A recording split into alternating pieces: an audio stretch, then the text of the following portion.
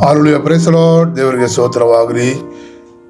ಪ್ರಿಯರೇ, ಕಳೆದ ಒಂದು ವಾರವೂ ನಮ್ಮನ್ನು ದೇವರು ಅಧಿಭದ್ರವಾಗಿ ಕಾಯ್ದುಕೊಂಡಿದ್ದಕ್ಕಾಗಿ ದೇವರನ್ನು ಸ್ತುತಿಸುತ್ತೇನೆ. ಈ ವಾರದಲ್ಲೂ ಕೂಡ ದೇವರು ನಮ್ಮೊಟ್ಟಿಗೆ ಮಾತನಾಡುವ ದೇವರಾಗಿದ್ದಾನೆ. ಹಾಲೆಲೂಯಾ. ನಮಗೆ ಬೇಕಾಗಿರುವಂಥ ಎಲ್ಲ ವಿಧವಾದ ಆಶೀರ್ವಾದಗಳನ್ನು, ಆಲೋಚನೆಗಳನ್ನು ಕೊಟ್ಟು ದೇವರು ನಮ್ಮನ್ನು ನಡೆಸುವಂಥ ದೇವರಾಗಿದ್ದಾನೆ. ಹಾಲೆಲೂಯಾ. ಆದ್ದರಿಂದ ಈ ವಾರದ ಧ್ಯಾನಕ್ಕಾಗಿ ಯೋಹಾನ ಸುವಾರ್ತೆ ಪುಸ್ತಕ 20ನೇ ಅಧ್ಯಾಯ 19ನೇ ವಾಕ್ಯವನ್ನು ನಾವು ಧ್ಯಾನಿಸೋಣ. ಯೋಹಾನ 20ನೇ ಅಧ್ಯಾಯ 19ನೇ ವಾಕ್ಯ. ಅದೇ ದಿವಸದ, ಅಂದರೆ ವಾರದ ಮೊದಲನೆಯ ದಿವಸದ ಸಂಜೆಯಲ್ಲಿ ಶಿಷ್ಯರು ಯೆಹೂದ್ಯರ ಭಯದಿಂದ ತಾವು ಇದ್ದ ಮನೆಯ ಬಾಗಿಲುಗಳನ್ನು ಮುಚ್ಚಿಕೊಂಡಿರಲು ಯೇಸು ಬಂದು ನಡುವೆ ನಿಂತು, ನಿಮಗೆ ಸಮಾಧಾನವಾಗಲಿ ಅಂದನು. ಹಲ್ಲೆಲೂಯಾ. ಈ ವಾಕ್ಯವನ್ನು ಕುರಿತು ನಾವು ಧ್ಯಾನಿಸುವಾಗ, ಯೇಸು ಕ್ರಿಸ್ತುವನ್ನು ಶಿಲುಬೆಗೆ ಹಾಕಿದಾಗ ಶಿಷ್ಯರುಗಳೆಲ್ಲರೂ ತುಂಬ ಭಯಪಟ್ಟ ಅವಸ್ಥೆಯಲ್ಲಿ ಆಗಿದ್ದರು. ಯೇಸು ಪುನರುದ್ಧಾನ ಹೊಂದಿ ಅದ ನಂತರ ಈ ಶಿಷ್ಯರುಗಳು ಆಗಿದ್ದಂಥ ಮನೆಯಲ್ಲಿ ಬಂದು ನಿಮಗೆ ಸಮಾಧಾನ ಎಂಬುದಾಗಿ ಹೇಳೋದಾಗಿ ಈ ವಾಕ್ಯದಲ್ಲಿ ನಾವು ನೋಡುತ್ತೇವೆ. ಆದರೆ ಅದರಲ್ಲಿ ಒಂದು ಮುಖ್ಯವಾದ ವಿಷಯ ನಾವು ನೋಡಬೇಕು. ಅವರುಗಳು ಯೆಹೂದ್ಯರಿಗೆ ಭಯಪಟ್ಟು ಬಾಗಿಲುಗಳನ್ನು ಮುಚ್ಚಿಕೊಂಡು ಒಳಗಡೆ ಕೂತಿದ್ದಾರೆ. ಹಲ್ಲೆಲೂಯಾ. ಒಂದು ಭಯದ ಒಂದು ಅವಸ್ಥೆಯಲ್ಲಿ, ಭಯದ ಒಂದು ಪರಿಸ್ಥಿತಿಯಲ್ಲಿ ಅವರಾಗಿದ್ದಾರೆ.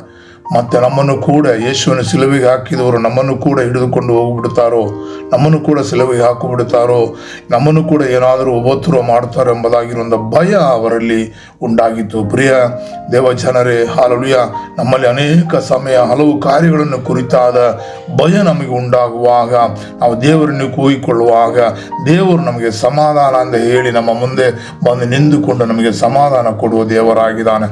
ಯಾವ ಸಂದರ್ಭದಲ್ಲೂ ಆಗಿರಲಿ, ಹಾಲೆಲೂಯಾ, ಯಾವ ಪರಿಸ್ಥಿತಿಯಲ್ಲಿ ಆಗಿರಲಿ, ದೇವರನ್ನು ನೋಡಿ ನಾವು ಮೊರೆ ಇಡೋಣ.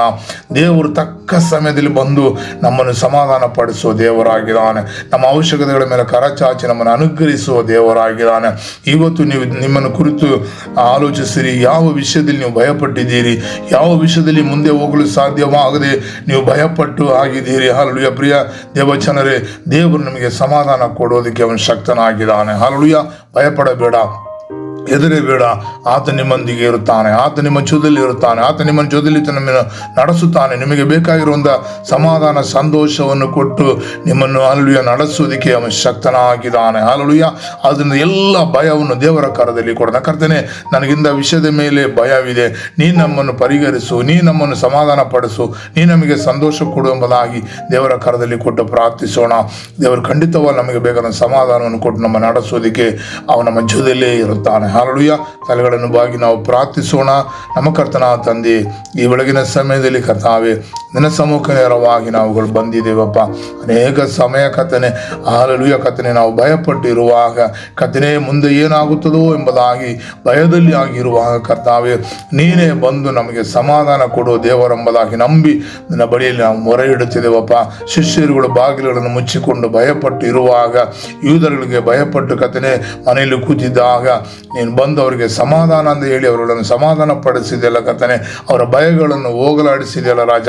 ಅದೇ ಪ್ರಕಾರ ಕರ್ತನೆ, ನಮ್ಮ ಭಯವನ್ನೆಲ್ಲ ನೀಗಿಸಿ ನಮಗೆ ಒಳ್ಳೆಯ ಸಮಾಧಾನ, ಸಂತೋಷ ಕೊಡುವ ದೇವರೆಂಬುದಾಗಿ ನಂಬಿ ಕರ್ತನೆ ನನ್ನ ಸಮೂಹದಲ್ಲಿ ಮೊರೆ ಇಡುತ್ತಿದ್ದೇವಪ್ಪ.